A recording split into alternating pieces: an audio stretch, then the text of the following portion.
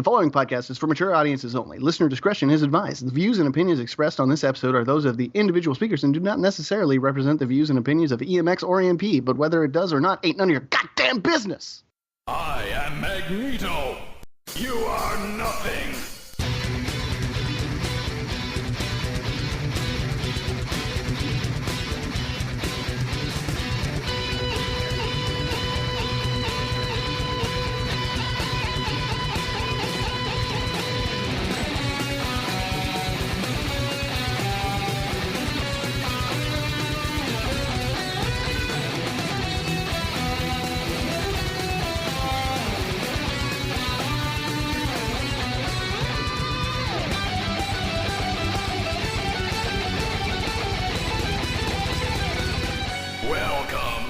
This is EMX episode 86. If you want to support us, and why wouldn't you? You can go support us on Patreon, patreon.com/EMPcast. And for as little as $1, you can support us and you can get early access to our EMBS episodes. Normally, they go a month out later for the public, but you get those as soon as they come out. As soon as we record them. And then you also, if you go up to the higher tiers, you can get like mugs and swag and like sketches from Alex or even custom toys by me. So yeah, that's about it. Goran, what have you been up to? Reading, loving these, even though we only touched on it a little bit, these X of Swords titles, but we'll save it for the show, but nothing much. Yeah. Well, we just spoke last week, so nothing's really gone on in that week's time. Mm-hmm. True that. What about you, Thatcher? I'm chugging along. I've exercised my squatter's rights, so now you're just stuck with me on the show forever. I've built a nice little cardboard shanty in the corner. As long as no one crosses the line I've drawn on the floor, a la I Love Lucy, there won't be any problems. Wait, did you just Christopher Columbus our podcast? A little bit. I mean, white guy. I mean, hello. It's it's what we do. Yeah, it's funny because we're close to Columbus. Like we're the same week as Columbus Day of recording this. I saw that one meme where it's just like the map of the nation, the First Nations, and then there's a Christopher Columbus portrait, and it's like, that's a nice nation you got there. It would be a shame if I discovered it.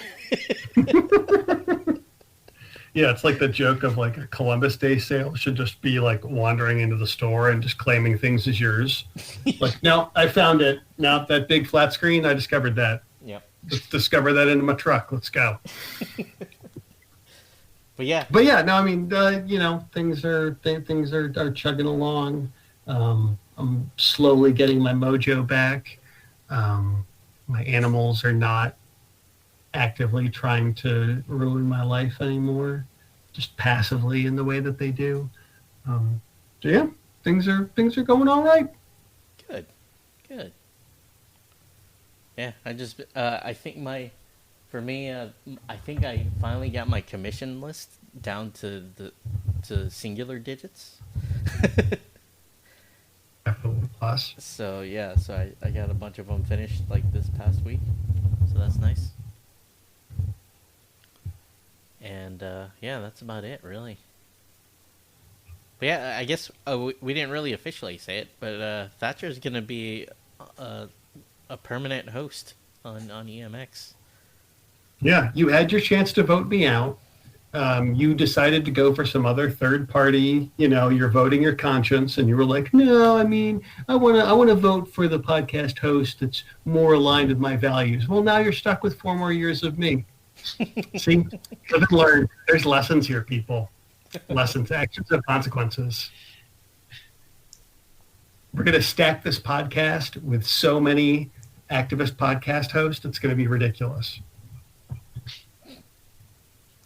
That's it. That's all the vaguely political humor I've got and can stand. Otherwise, my brain's just going to like collapse in on itself or something.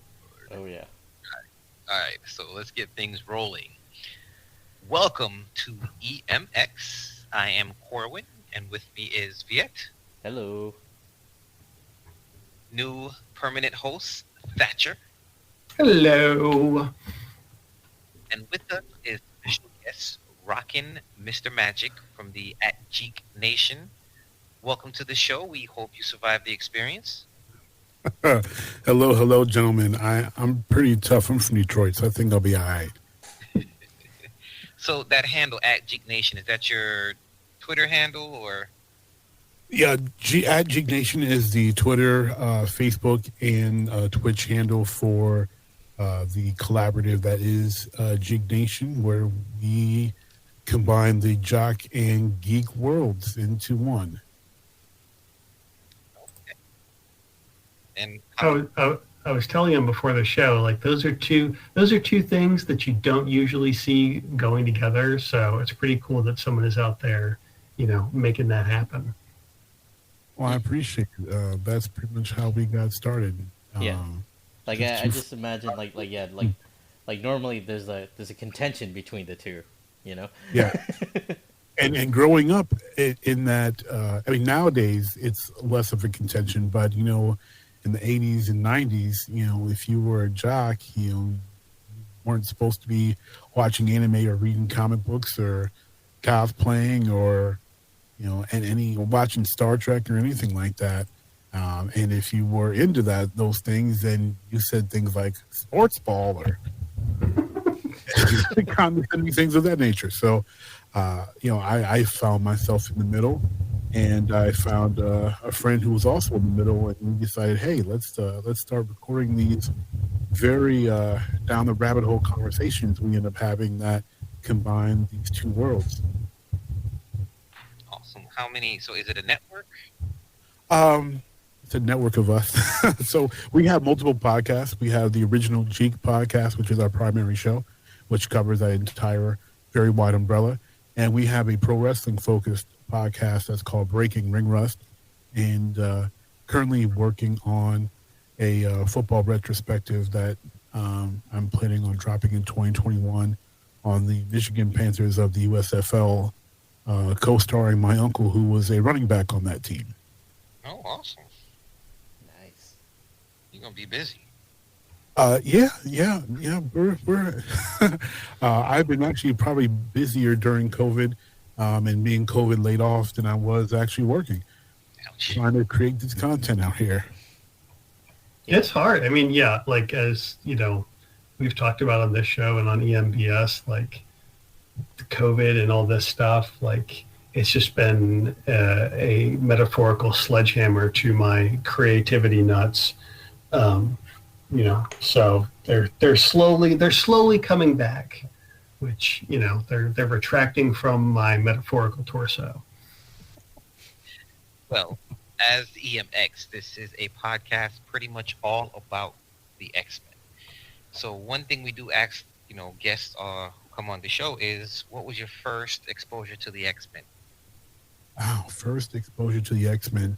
That I have to credit to my eldest two uncles, my Uncle Van and my Uncle Stephen. They were both comic book fans, and they were collectors. So my exposure to the X-Men was reading through their comics.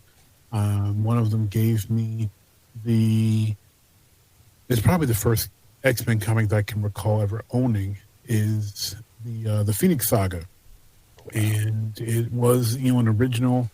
It was a print. I don't know when it was printed because it was a collection of all of them, but it was definitely old. It was probably printed in the 80s or early 90s. But it was like my first X-Men book, and that was how I got introduced to them, and they were pretty much my first and favorite team. Right on. That's pretty cool. Yeah, like most of the time we get like the cartoon. so the cartoon is dope, but sure. I was one of the people who have been exposed prior. Yeah, that's awesome. To the cartoon, and I definitely loved reading the books, even as much as I liked the show. Like the books were just so much more in depth than what the show could allow. All right.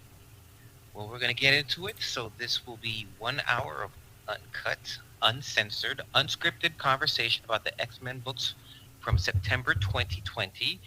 Watch for spoilers because we're going to just let it all hang out and hang on to your seats because we are starting right now. Sure showed him.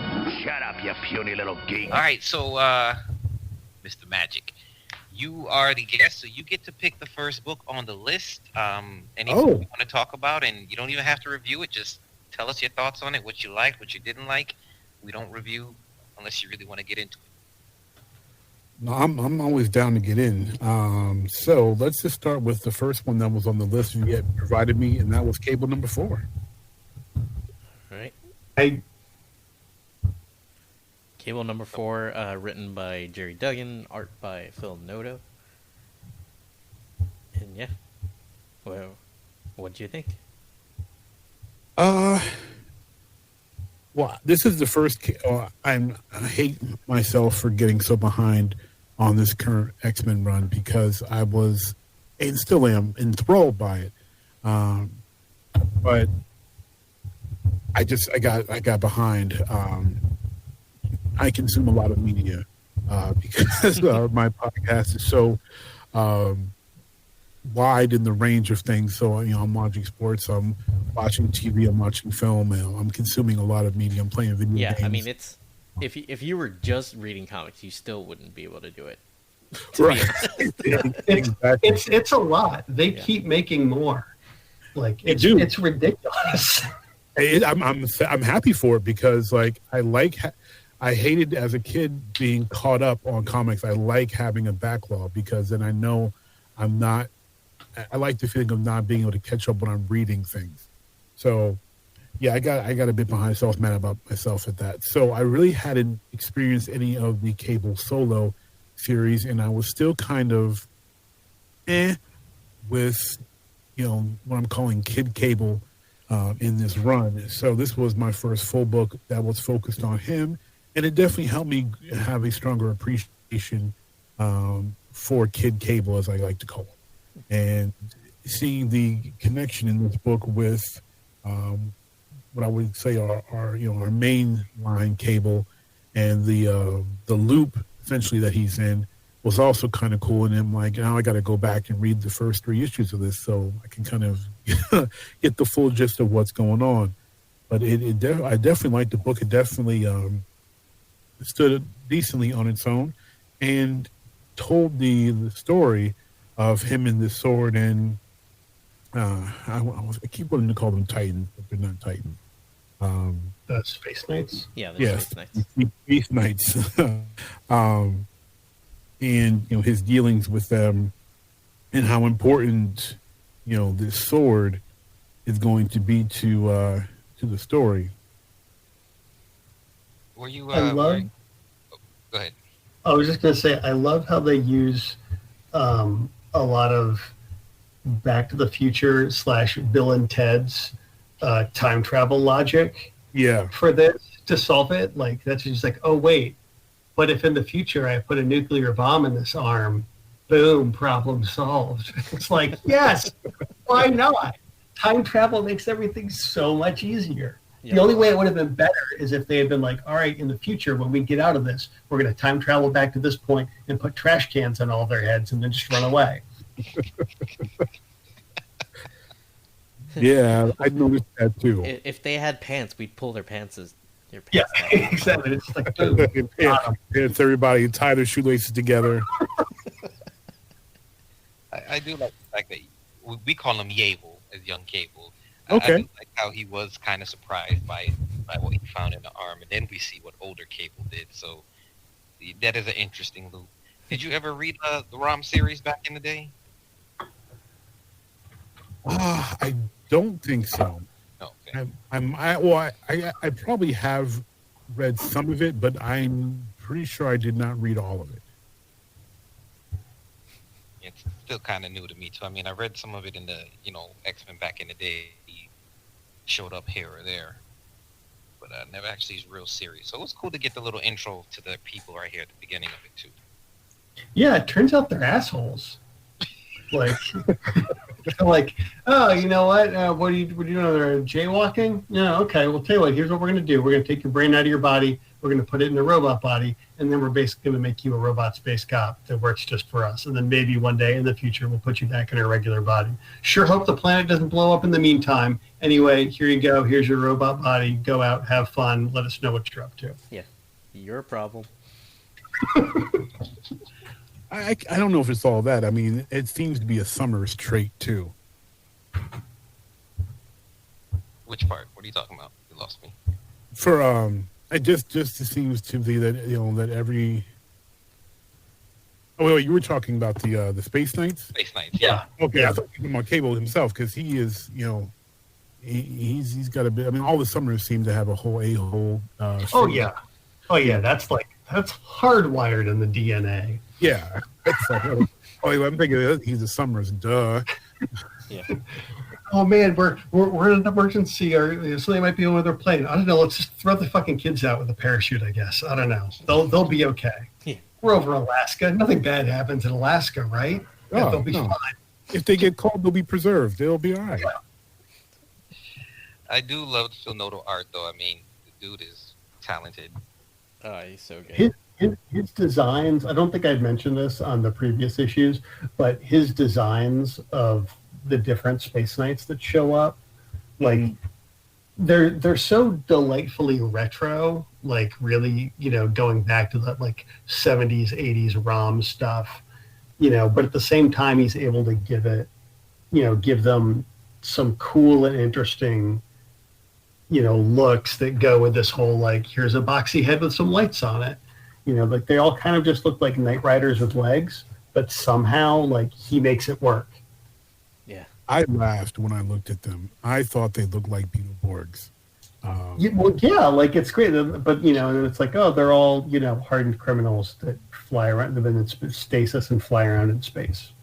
And apparently there's more. There's at least one more guy, so I can't wait till the one more guy to show up. Yeah, the guy that just that happens to show up late all the time, and then like it ended up being like the best thing ever. Well, like they said, like at the end, it's like the one guy's like sending the email. He's sending his like brain email. He's like, "Hey, Derek, so we're on Earth. These guys are dicks. We're about to blow up. The terror and full dust. Yeah, like if you should show up and kill these guys for us, that'd be pretty sweet." Anyway, here comes the bomb. All right, bye. Love you, Derek. 1101111101111. Yeah, I admit I read that out loud to myself. But yeah, I'm with you, Magic. Like with the like saying, like I didn't really care about Yable until this series. Like this made him cool. And the fact that I thought the space sword was just gonna be like just kind of like a silly prop, just because it's Cable with a sword, and not like a gigantic gun, so that's interesting. And then turns out that it's gonna be like really important. So, well, Corbin mentioned the art, and one thing about the art that I really like is just the consistent detail around his eye, Cable's eye. Just from the faint glow to the almost flame-like flicker that he gets into when it's in a more intense moment or in a moment of focus. I think that those little details are really cool to see as you turn the pages. Yeah. Phil Noto is amazing. One of the things that I appreciated the most about this issue is because I'm lazy and I don't really do a lot of pre-research for the show. So I'm sure you're glad that you've got me on here full time now.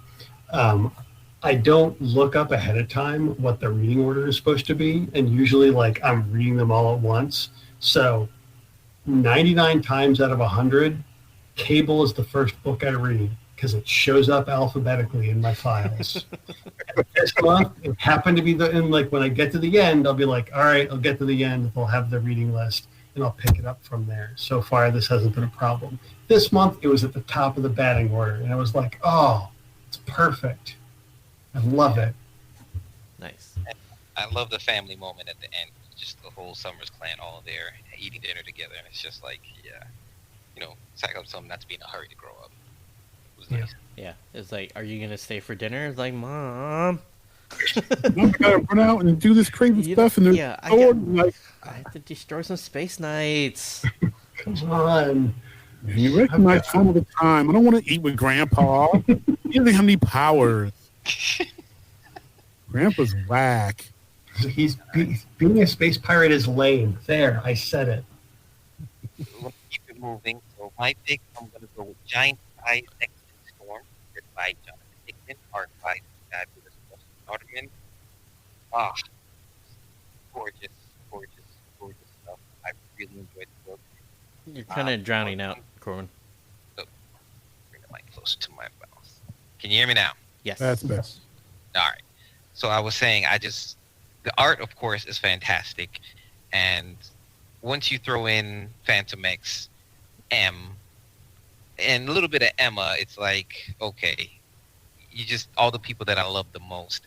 I'm glad somebody brought up the fact that even though Storm is dying, why doesn't she just, let them resurrect her? And she's just like, that's not who I am. I don't just give up, which I thought was a really good point.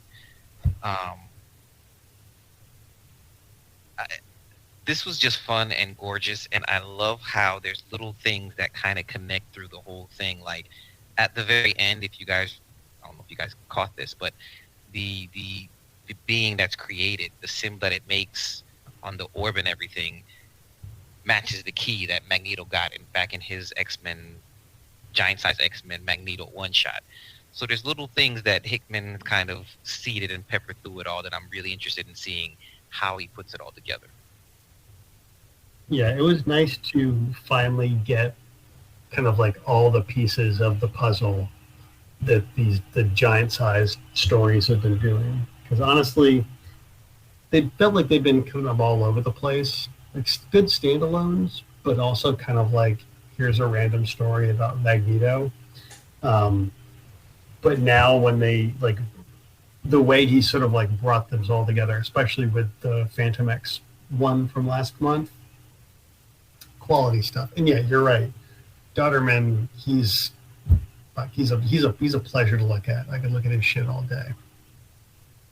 I just don't quite get where the Nightcrawler one came in, because you got Lady Mastermind, Doug, who's here too, but I'm not really sure what the correlation of that title was with all these giant size. So I'm trying to piece it all together. The art. Is this the first time we've seen Warlock? Like in Krakoa time period. Like he's always been a part of Doug, but like right. I don't think he's actually like showed up outside of Doug. Yeah, I feel like this may be he. If he has, it's been very briefly. But yeah, he has not, popped his goofy little head out. Yeah. Actually, seems like he might be showing up more in Ten of Swords. So now that you mention it, he was the giant-sized Nightcrawler was where we first realized that he was attached to Doug and he was still alive in a separate entity. So I guess that's what that one shot did, even though it's a giant-sized Nightcrawler. So I don't know.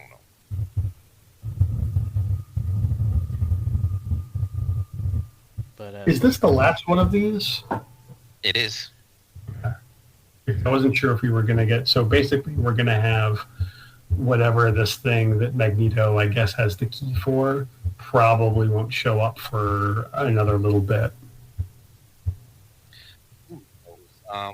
Still waiting to see where Finch and X-23 and third person they sent the Children of the Vault. You're fading out again. Sorry, I was saying I'm still waiting to see when X-23, Cinch, and I forgot who the third person was they sent after the Children of the Vault. Oh yeah. So I don't know if that's going to connect to this or not, since they're in the world here. So I don't know. It's kind of exciting, but I'm glad that there's little hints of stuff that's going on that we kind of can see a little bit of where they're trying to go with it all. How did I don't remember. How did Storm get the virus in the first place? That time where the exact moment I was telling you about, where they tried to sneak into the vault, where they snuck into 23 and Singe. She got shot by them there. I think that's when she was infected during that fight. Oh, okay, gotcha. They didn't tell us, exactly when it happened, but I'm assuming it's around then because they know they're the ones that did it to her. So Yeah, it said during the fight. So where and how, particularly not specified, but it just said during that fight she got infected. Okay. But yeah, like, and then I mean, that just goes to show how much of a badass Storm is, because like, if I had the ability to reboot, like that, I would probably take it. All the time. If I got up and like I had a headache, I'd just be like, all right, try this again tomorrow. Yeah, just Groundhog Day this. Yeah, exactly. I can't say that, and maybe because I watch too much Battlestar, but it always, every time I see a resurrection thing like this, and particularly when it's like growing another body, similar to Battlestar with the Cylons, like I'm like, well, is it really that convenient? Like, is there pain involved in the process? And then always with being resurrected on Krakoa, you have to get caught up because it's like rebooting your hard drive. Like if it, it's based off of what your latest backup was. So if your latest backup was, 3 months prior, and you recently had, a great date, or you had like some great, things happen, 2 weeks ago, and you haven't been updated in a few months, do you really want to lose that life experience just because, you got a little something wrong with you? I think the backups are they may have mentioned already how often it is. It may be weekly or something. But I mean, it is a good point, and it's an interesting thing, and they touch on it more as we get into like the later stuff this month. But I like that they're not shying away from all these kind of like moral implications and questions where it's like, yeah, because when you walk into it, it's just like, oh, cool. So the one thing that X-Men do all the time, which is die, we're taking that away from them, or we're just leaning into it. Like, it kind of makes me wonder if like that's how it was pitched anyway. It's like, look, these guys die all the time anyway. So let's just let them do that and, have that. We ran out of ideas of how to bring them back. So let's just make it so they all can come back whenever they want. And my one thought that I just had while like just scrolling through this issue is that the AIM Beekeeper outfit doesn't do anything for them because he still needs a blanket. Well, the AIM Beekeeper guy, he was hilarious. He was my favorite. Probably my favorite part outside of storming. Yeah, but he's like he's on the couch with a blanket over him, just chilling. Hilarious. I was just like that. How's he drinking that glass of wine now? Like, can you like pour it through your eye slits and like just maybe like move the helmet, or do you fill the helmet with wine and then just sort of snorkel your way out of it? It's science, man. Yeah, it's AIM science. We're not we're not privy to that. Yeah, the level. He could be drinking it like via Bluetooth. All right, let's keep it moving. Jet, go ahead and pick the next book. We've run like 20 minutes already. Okay. I always go with Marauders, so let's keep that going. It's Jerry Duggan, Matteo Lolli, and Edgar Delgado. And yeah, this is Kitty finally coming back, and yeah, like some good moments between them, and then the I wish I could like it ended too quickly. Like I wanted to see more revenge, but I know that revenge is coming. I love that she gave Shaw like the Godfather kiss at the party. Yeah. Like, fantastic. And I just love that she went and got Kill Shaw tattooed on her hand. So like now when he sees her, he's like, she's just gonna put both fists up and be like, "Coming for you, sucker." And there's the big old thing about the kiss, which I'm not surprised, but she kisses her tattoo artist smack on the lips. Hey, I mean, you're allowed to, tips are encouraged when you're getting ink. So is that really such a surprise? I mean, we've got a throuple in Cyclops, Wolverine, and Jean, and Cyclops is probably still smashing Emma somewhere on the side, and 800 other ones. Like that's what he does. Indeed. Yeah, I mean, Krakoa. I mean, we've seen lots of partying happening on Krakoa. That's true. Like 9 months from now, there's going to be a Krakoan baby boom like nobody's business. It's going to be insane. So my one thing about this issue that disappointed me was they ruined that last page reveal by putting it on the cover. Yeah. Like, it's just like, really? Okay. Yeah, like That's this weird. cover should be for the next issue. Yeah, or like, yeah, it was an odd choice. I think the colors were a little bit dull too. I don't know if maybe the inker had a hand in how some of it came out, but it's definitely not Caselli. I mean, Lolly's a solid artist too, but compared to Caselli, I wanted a little bit more out of the art. Yeah, not the best, but it's not awful either. No, not at all. I did like to call back to the past when Kitty showed up and everyone's there to greet her, and she mentioned her beef with Storm in the '90s about her haircut. I thought that was a really cool callback to old heads like me who've been reading X-Men for a long, long time. For sure, yeah. I just realized that the I don't think the mariachi band like actually came through the portal. I was just like, what are the odds of finding like a mutant mariachi band? That would be pretty cool, though. Yeah, that would be pretty badass. But then again, it's Magique, right? So she can bring a portal to anywhere, right? So they don't have to go through a gate. So I guess they could be there if they wanted to. And I love the fact that she gets a little scene with Rachel where she looks for Rachel because, of course, for the longest time they hinted at them two being a couple. Mm-hmm. So, all kind of hints. They do a good job of like patching her up.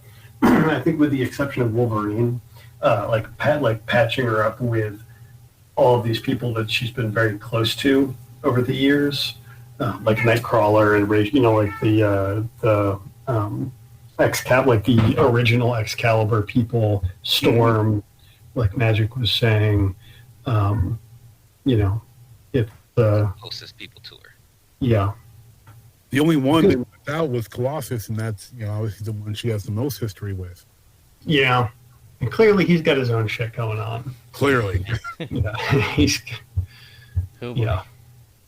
But we will get to that. All right. Anything else before we move on? Nope. All right, Thatcher. All right, Thatch. I'm gonna leap in. I'm gonna leap into because I don't want us to run out of time on it. Ten of Swords, man, or X of Swords. They called it Ten of Swords when I was at the X-Men panel at C2E2. But the logo's confusing.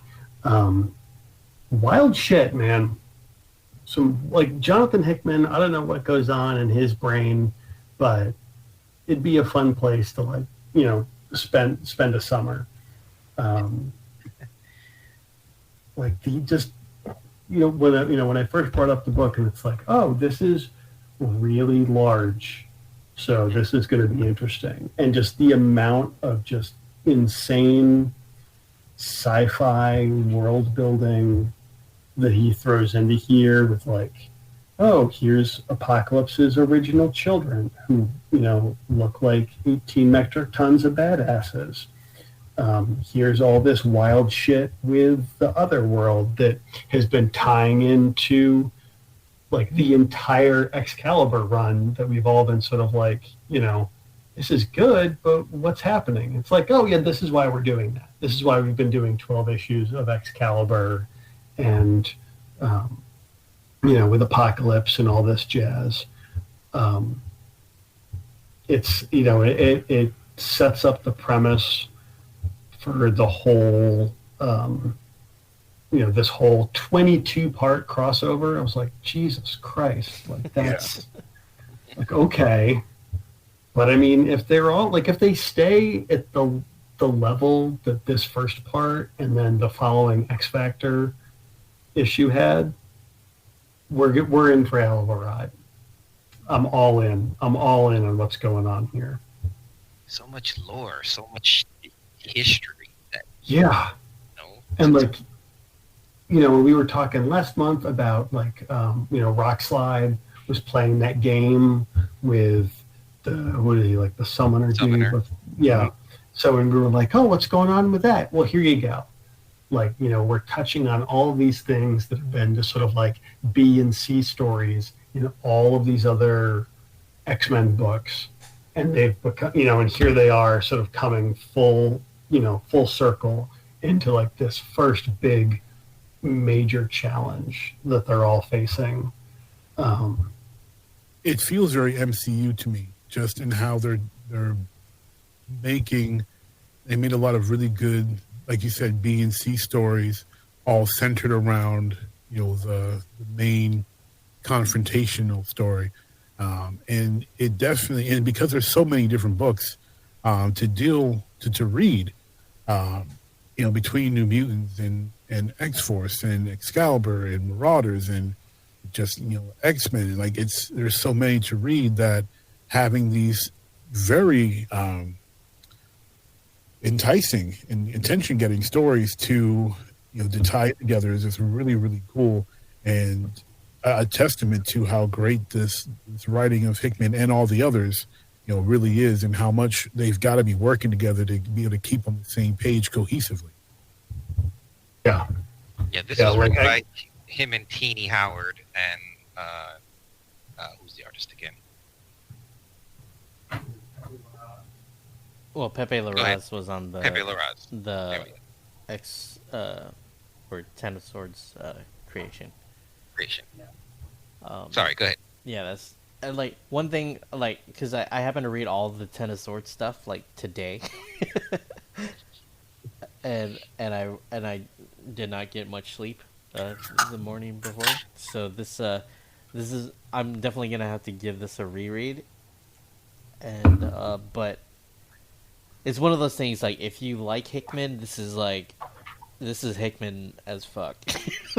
Yeah, and if you don't like Hickman, I feel bad for you, son. Yeah, like you are gonna hate you have 22 problems, and this crossover is all of them. Because like it's back with all the just a bunch of random terminology and like maps and diagrams and you're just like. It's like, as we all know, one creates this summoning circle like this, and it's like, what? Where did this come from? What? Is this from a thing before that I just didn't know? And it's like, no, but we're just going to present it to you as if you know this already. Yeah, it's like you should already know this. Like, you don't know this? Oh, you don't know what realm? Yeah, you don't know what realm Merlin has been running? Fucking casual. Get out of here. And then we have the reactivation of the sword, or I think it's called the Peak, but the sword station. Yeah. Which is, that's a brilliant touch. They're like, we have a whole organization that's literally called Sword. We should sort of fold them into this thing, and like Cable with his sword shows up.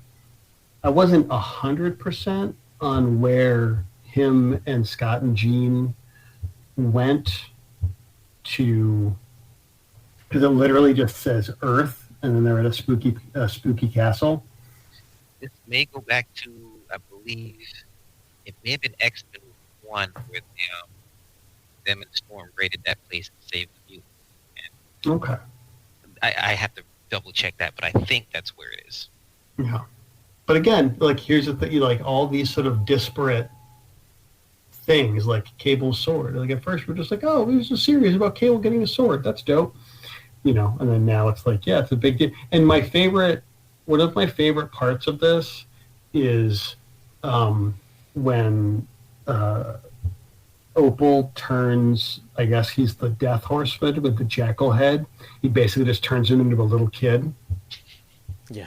Like no, what is like squats down in front of him. Now, what do you want to do? Do you want to have a fight to the death? Huh? Do you need a juice box? Maybe some swords? Huh? Is that what you want, buddy? We can get that for you. Come on. Who's the horseman of the apocalypse? Who's my horseman of the apocalypse? Yeah. So just, I mean, a lot of great stuff in like the, you know, casual teaming up of you know, Havoc and Polaris again. You know, and they're like, you know, back to work with my ex. What are you gonna do? Hey, you know, they keep playing that record and keep spinning. So. So, Go ahead. So, yeah. How do we feel about Apocalypse shedding a tear? I mean, I'll accept it in this context. It's not like Doctor Doom crying over 9/11. Like, it's not at that level of ridiculousness. But yeah. I'm usually very critical when there's that type of break of character. But since in this run, everything is so different in so many different ways, and the fact that he is, you know, with, you know, his children, his first children, I'm okay with it. You know, especially if he comes back true to form as, you know, as a revengeful Apocalypse and back to his typical stoic controlling ways, then I'm okay with it. But if he like goes soft and continues to be soft, that's different. But one moment of emotion, you know, crying from Apocalypse, I can deal with that. Yeah, I don't think he has any tears left to shed for them now.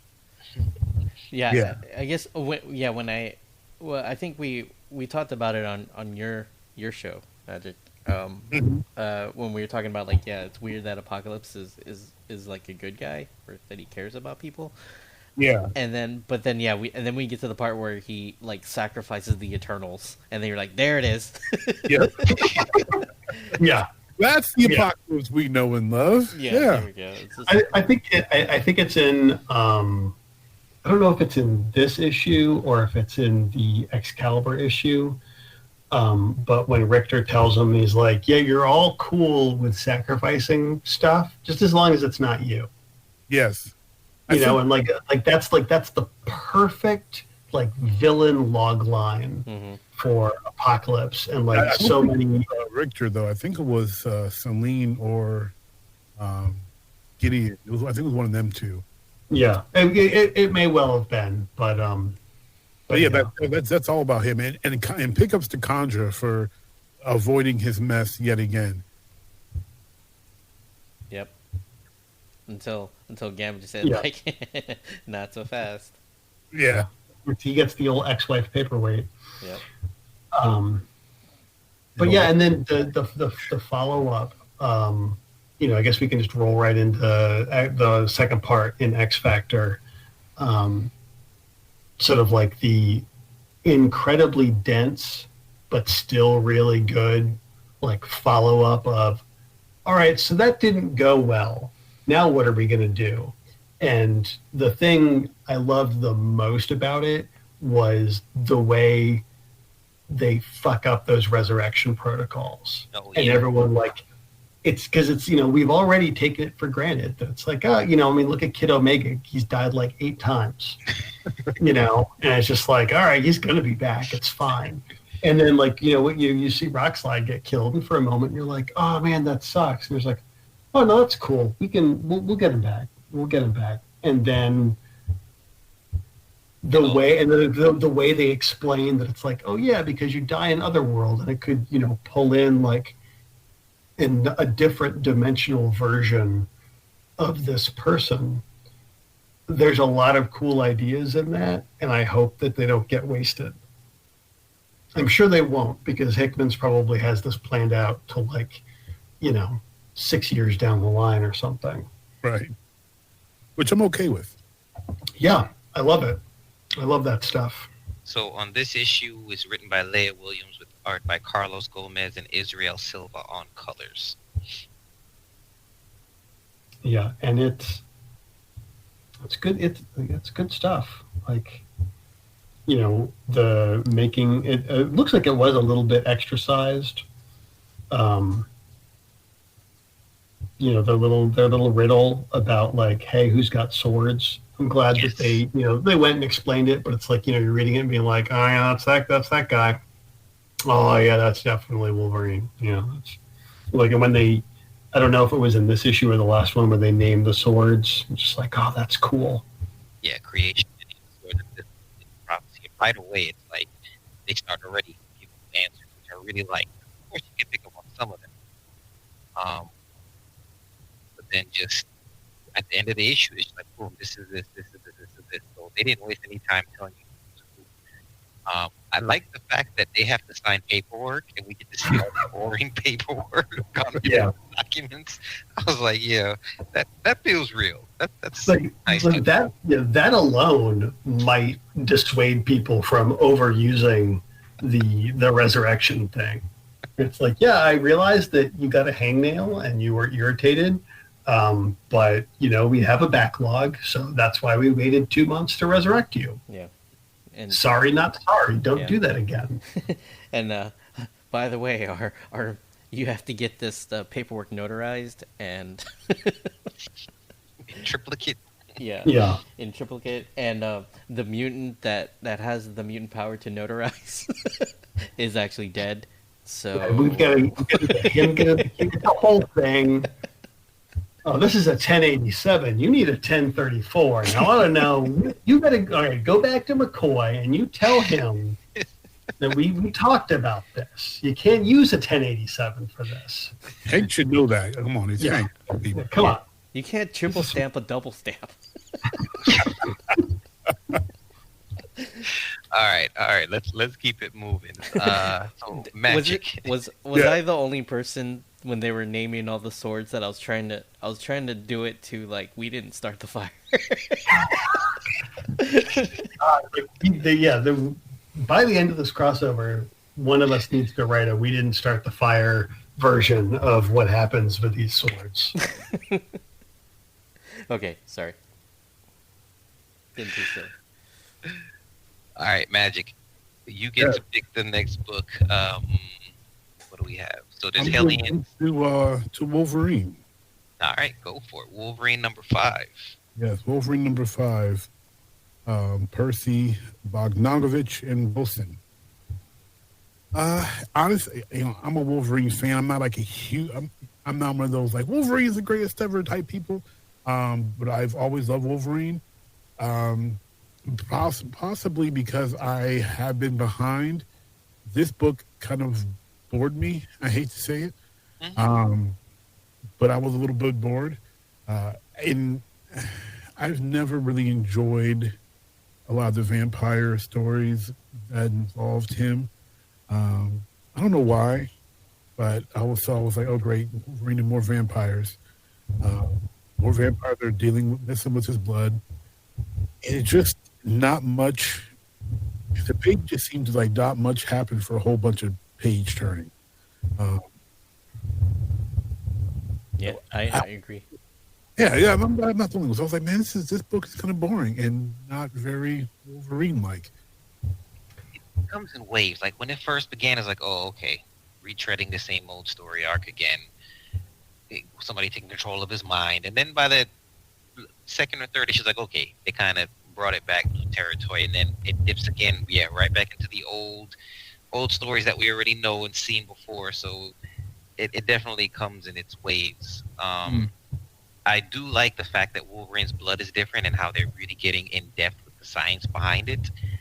I enjoyed that part of it, even down to the cellular structure of his blood with the different proteins and stuff. I thought was a nice touch. But yeah, I totally agree with you on this. Definitely could be better. Yeah. One thing that is a little interesting is the fact that is like maybe this is the tie to like the Marvel universe, because like Dracula had a story arc with Jason Aaron's Avengers, right? So I was thinking maybe with because of Dracula being involved in this book, meaning that there could be like a tie-in to the Marvel, like the Avengers title. True. This book definitely seems to be suffering from pre-crossover-itis. Yeah. Where it's like we had an idea, we were going for it, and then it's just like, we kind of have to wrap this up and nip this in the bud a little bit because we got the big crossover coming. So here's the vampires. They're going away, and then they'll be back at some point. Yeah, it's kind of it's also it doesn't help that Ten of Swords is also going on, where so you're just like, I don't give a fuck about your vampires. We got bigger fish to fry, man. We got swords, man. Let's talk about swords. You're trying to put a log on a snowmobile? Get the fuck out of here. Come on. Got a space sword over here. And you're hitting people with trees. Grow up. Yeah, it's like, what is the point of all this? This is just like filler nonsense. I mean, I hope that it loops back around and gets in with some of the stuff that they were dealing with, like X-Factor. Well, I'm sorry, X-Force, and like the Russian stuff and all that jazz. So it seems like that's sort of like a story that they're kind of percolating for further on down. But I almost kind of feel like you could have just done like a one-off instead of, because like the last issue sort of felt like a one-off until the very end. And I feel like if you just kind of changed that ending and just done like, Wolverine trying to get tacos or something, I don't know. And then like a funny thing happens as he goes to get a taco. I don't know. Tacos. Yeah, this is why they're not hiring me to write Wolverine. But I mean, I'll write the fuck out of that taco story. Canadian taco sounds good to me. I mean, get some reindeer meat in there. Yeah, get some. Venison's good. I'm digging it. Make it happen. All right. We got to stay on topic. Anything else with Wolverine? It looks great. Great art. Great looking, boring story. Yeah. All right. So, I'm next. Let's see. I don't know which one to pick. Eeny, meeny, miny, mo. We'll just go with Hellions. Number 4, written by Zeb Wells, with art by Steven Segovia, and colors by David Curiel. Bringing the first story arc to a close, even though most of them seem to have died throughout this whole damn book. Talking about resurrections. I think what really stuck with me, and the art is great, I enjoy the art, but the ending, man, they hit you with such sadness and such comedy at the same time. So with the council deeming Madeline not being somebody that they should resurrect, was a little confusing, since of course there's already clones on the island. You mean Honey Badger, the Cuckoos, there's a whole bunch of other clones. So for them to actually turn down Madeline was kind of sad. And Havoc, I don't know if I really agree with Havoc being that broken up over it. I understand his other personality, or the inverted, or whichever other version of him that was kind of stuck on her. So that didn't quite gel with me, but it was good that they threw in some emotion. But I think the part that I enjoyed also with the hilarity was just Nanny, and how she has it out for Sinister now. And it was just a wonderful ending of like, how many clothes did you make? And then she's like, I want to know how many orphans when I kill you, how many orphans will I make? So that was a really good thing that I enjoyed. And for some reason, in the back of my mind, I have this whole Roadrunner scenario where she's just going to be trying to kill Sinister in the background of different panels and completely missing or fumbling it up. So I'm just expecting some really funniness to come out of this. She absolutely would try to drop an anvil on him and be like, there we go, I solved it. What, he's still there? God damn it. I had the anvil and everything. Come on. I was like, but it can't be Acme because that's Warner Brothers. I just think there would be a panel in Marauders where Kitty gets a call and she's like, what? What do you want? A shipment from Acme. Rocket? Yeah, giant red rocket? Why do you need that? So I hope they do that. I hope they give us some of that. I will say, I mean, because I remember, back in before X-Men got super weird, when they were, going, like right before they go through the Siege Perilous and ended up in the Outback, Havoc absolutely had a thing for Madeline Pryor, like way before they were like, oh, hey, she's, a clone and then also a demon and all this other stuff. Yeah. So I like that, because in a lot of ways, you could say that Havoc is basically just a great value Cyclops. So the fact that it's like he's, the one of the people that he has had, a big relationship with, his brother's ex-wife, which is the clone who turns out to be the clone of his real wife. And it's like, and now like you're saying, like everyone else gets to come back. It's like, sorry, Alex, you don't get your weird demon girlfriend back. We all think she sucks. So sorry. Like I love that. And I hope that they keep sort of like nudging Havoc toward, some sort of, insane, crazy person breakdown, especially since he's, still kind of sort of evil, maybe. Yeah, he's the inverted version. Yeah. I mean, anybody that's willing to cut their mouth open, like a mouth hole for themselves again, is already a little off. I would probably say.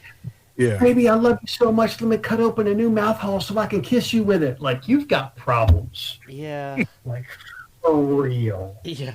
I mean, and can you imagine that conversation, but that other conversation where it's just like, I think it'd be awkward for Madeline to show up with Scott and his 4 other girlfriends.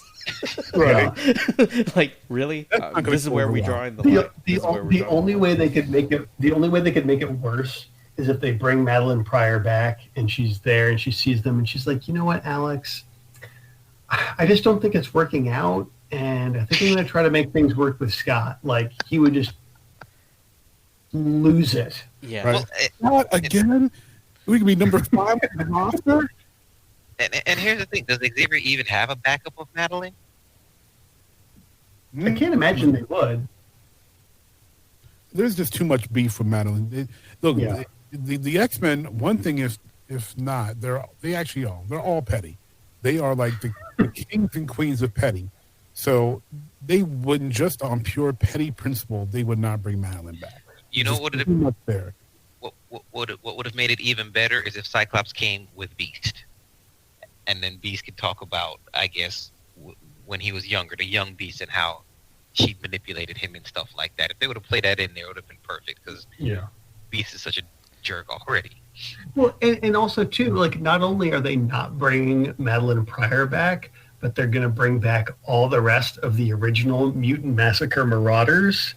Right? I mean, these guys all have triple-digit body counts, but they're like, you know what? But they get a pass. You gotta let's bring Harpoon back. You know, like, and obviously they're like they're not rocking with like Creed's still gone. Yeah. I mean, yeah. I mean, if they fuck up, throw them in a hole, absolutely. But just like as a thing where it's like, yeah, no, these people who have like, you know, tried to murder so many people and they were so good at it, we're going to bring them back. I would love to see an awkward reunion between Harpoon and Archangel on Krakoa. Like, as he sees him from across the bar, he's like, this motherfucker. What? You brought him back? You know my wings are metal now because of this guy, right? Yes, it's true. Anyway. Yeah, this book. I mean, I love me some Zeb Wells, right? But I had no idea I'd enjoy this book as much as I did. No.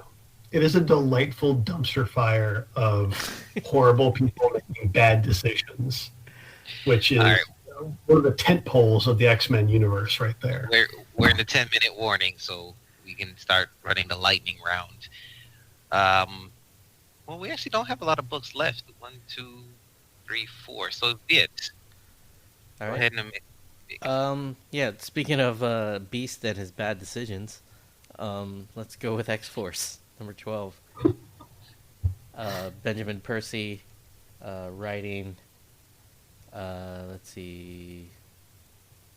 Basil Dula. I don't know his first name, and Guru EFX. Yeah, this book continues to be like the most like gnarly type of book, right? It's so gruesome. And God, poor Quentin Quire. He doesn't even get to die this time. Yeah. They're like, you're going to wish you were dead by the time we're done with you. Oh, poor bastard. And you know, as a big Colossus fan, I'm kind of sad that this is his story arc in this whole Krakoa stuff, but it is what it is. Yeah. Perp walk him past everyone else on Krakoa. Yeah, Beast deserved that punch in the gut. But yeah, Beast is an asshole. And you're just like, so yeah, like, you know, that, like, you definitely haven't learned your lesson, huh? Apparently. Because Beast never makes any bad decisions. Never. Yeah.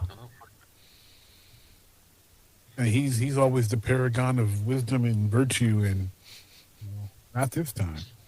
Yeah. So let's see what this army is gonna do with the genetic makeup of Quentin Quire. They have an Omega telepath mutant, telekinetic mutant as well. So it's gonna be interesting to see how much trouble they're gonna get into with his genetic makeup. So It is. Go ahead. I was gonna say, just it is interesting because, again, like, here's Omega Red showing up, and like, yeah, are we going to be getting this sort of like Russia is bad event further on down the line, like they've been sort of alluding to in Wolverine? And then I guess I don't really know, like, what was the whole thing with Colossus and Mikhail, right? Like why is he getting arrested? Like, did he like disappear and like Colossus knew? Or like, I think they just think there's a spy, and they figured out I don't know how they figured out between Colossus and Omega Red, but they know Russia's up to something, so I don't know why they would pull those two. But He's the resident Russian. I mean, so is his sister. Yeah, but she's cute and she's blonde. Yeah, and she's blonde. They're like, Your Honor, she is a cute blonde white lady, and they're like, case dismissed. Yeah, and he's big and he's clearly Russian, so he's closer with the brother anyway. I mean, they're brothers. Like, brothers are closer than brothers and sisters are. He definitely will be the one who will betray everybody. And it will be interesting to see where the Cerebro sword pops up later on down the road in Ten of Swords when they have to go looking for it. They're like, I don't know if like, Your Honor, I give you Exhibit A, and then brings up a picture of him as the proletarian. Well, with the Cerebral sword too, there is still data in the sword. It was helmet, so they had made a comment somewhere that it does have data in it as well. Yeah. Yeah, it's definitely interesting what they're going to be doing with it. And then I was sort of wondering if is it Kayla, the his maybe girlfriend or whatever. The water. Like, I wonder if she's like influencing Colossus at all in some way. It's in the water. Yeah, she's bloodbending him. Yeah. See, and when I first saw Beast talking to Omega Red, I thought that Beast was doing the thing where he's gonna just like, hey, Omega Red, you seem to want to kill things. How about I'm gonna do the evil thing because I'm in X-Force. I'm gonna send you to go kill some people. That's what I thought he was gonna go with that, but they just captured him. So I wasn't expecting that. All right, let's move on. If you got nothing else, we got 6 minutes. Okay. No, 4 minutes. It's counting down. Sorry, 4 minutes. Is that me? Yeah. All right, let's do New Mutants. Because while this book is not as ridiculous and fun as it was when they were in space, this issue was actually pretty decent. Ed Brisson on writing, Marco Falia on art, and Carlos Lopez on colors. Go. Yeah. We get to see mutants beat the crap out of bigots, which is always fun. And it's a nice sort of cathartic thing that we all can experience from our lives. And Glob Herman coming out of the gate, and just being like, no, I wanna fuck this guy up. Yes. This guy sucks. And he really sort of spoke to all, and then they made it sad because Glob is one of those guys that has just been hanging out in the background since Grant Morrison. I feel like this is the deepest backstory we've ever gotten on him. Mm-hmm. And it's pretty cool. So, and it'll be interesting to see what happens with the Beast Lady who took out Nova Roma. Because, those people kind of suck too. So, yeah, lots of good setup and lots of, sort of tying in stuff from the other Ed Brisson written New Mutant stories with, Beak and Angel and their kids and whatnot. I am all for more of Glob going hard in the paint. That was great. Yeah, a way to make Glob Herman cool. Right? To be fair, he's always, I think even with the Age of X, they started giving him, a little, they're really starting to, give him a little bit of spotlight. And even with Jason Aaron's run, with Wolverine, Wolverine and the X-Men, and just the fact that you find out that his gel is, flammable. It's pretty rad. He can just run barrage through, just things like that, and then it's just okay, Glob Herman's actually kind of cool. you need to read the Morrison run. He lights himself on fire, and he's like, "Look, I'm the Human Torch." Yeah. Great. And Second storm. Yeah, and I didn't realize that over in Nova Roma, I thought that was magic. But oh no, yeah, I was like, but is Megan or just someone else? Someone else. Okay. Yeah, I feel like it's just some new person that we don't know about yet. Okay. So, but yeah, decent stuff. it was a fun story. I mean, the art was a little for my tastes, but it's serviceable. Yes. It wasn't. No one's embarrassing themselves here. Yeah. So, but yeah. I always make room in my appetite for some bigot bashing. Yeah. Oh, yeah. I mean, if 2020 is us anything, it's the opportunity to do more of that. So yeah. All right. Well, we got like 30 seconds left. I will just give an honorable mention to X Factor because I really love that issue. I was surprised at how they pulled everything together. And of course, it is Mojoverse, so it's already going to be strange, but definitely gets a big thumbs up in my book. Yeah, and as a person that is just getting into streaming and stuff like that, we're just like, oh, this is gross. Don't get in. I will say, forever. The one thing from X Factor 3 that's like a super deep cut is the fact that they mention Adam X, the Extreme, in the text pages. Mm-hmm. Which, like, holy shit. Like, remember back in the day when we thought he was the third Summers brother? Well, he was supposed to be, and then they changed it. Yeah. We really dodged a bullet there, folks. And any Shatterstar appearance for me is a good Shatterstar appearance. Yeah, that was kind of cool. I hope, we are not seeing the last of him. Yeah, that was a pleasant surprise. I was just like, oh, look at Shatterstar. And even Sophia, I mean, the girl that died, I mean, that's back to the second generation of the new X-Men Academy X characters as well. Yeah. So it was good that they really went and dug some old characters back up. They haven't brought up any Generation Hope people besides Hope, right? I've seen Transonic in the background. I've seen a few of them in the background, but yeah, nobody's really had any kind of real play. Gold Balls, hello? Or does he not count? Gold Balls I wasn't don't remember. Generation Hope, I don't think. Oh, okay. No, that's one of Bendis's. Right. All right. So, Magic, I definitely want to thank you again for hanging out with us, spending some time with us, talking about these X books. Oh, my pleasure. It's been a blast. And go ahead and plug your stuff one more time for the listeners out there if they want to tune into some of your other online activities. Of course, we would be pleasured. So you can find Geek Nation on Facebook, Twitter, and Twitch at Geek. That's JEEK Nation.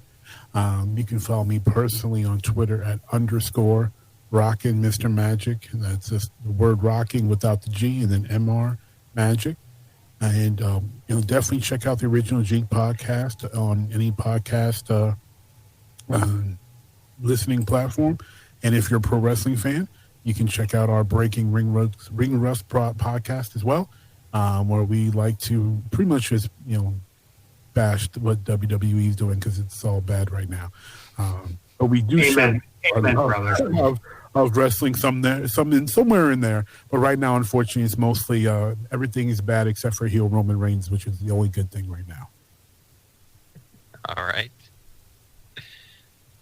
All right, tune in to our next episode 87, where we go over the X books of October 2020. If you want to find me, I'm at Comedian Viet on the social medias and comedianviet.com. And I stream on Twitch where I make toys. And there's no autopsies or murders in my live stream. Is there a Twitch handle for you too, or is that just Comedian Viet? Yeah, twitch.tv/Comedian Viet. All right, Thatch, go ahead and plug your stuff. Yeah, you can find me. I'm also on the Patreon train, patreon.com/demonweasel. I just put up a new chapter of my Patreon exclusive fantasy series for folks to read if you're one of the top tier subscribers. If you're not, well, you can subscribe to the newsletter and see pictures of my pets and stuff like that and hear me talk about TVs that I like and movies and whatnot. But yeah, or you can find me, find my books also on my webpage at www.demonweasel.com. Books and comics and all kinds of cool stuff there. So yeah. All right, and we are proud members of a few podcast networks. You can find us and a host of other podcasts.